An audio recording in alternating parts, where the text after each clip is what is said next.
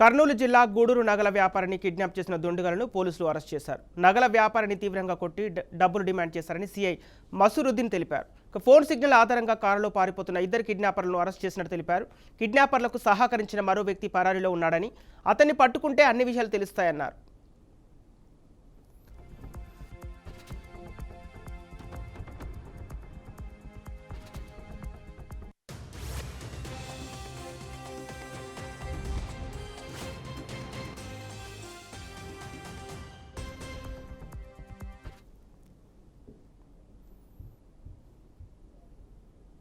పక్కన ఎండిపోయిన కాలం ఉంది. పక్క చేలల్లో పడిపోయి ఆ ముగ్గులో పారిపోయారు.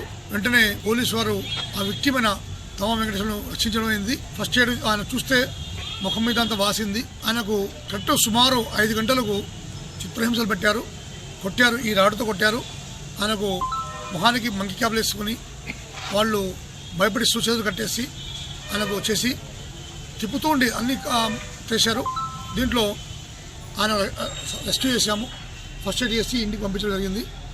ఈరోజు గాలింపు చర్యలు క్రమంలో వచ్చిన వాళ్ళ యొక్క పేర్లు బట్టి ఈరోజు ఇద్దరు బోయ కొండయ్య, ఈయన పూనకల్ గ్రామము, రెండోది గాళ్ళ నర్సింహులు మున్నా అని పేరు ఇద్దరు, ఈయన వచ్చి పెద్దపాడు గ్రామం అతన్ని ఇద్దరు అరెస్ట్ చేసి ఆ బండిలో వెంటనే వాళ్ళు ముగ్గురు దిగి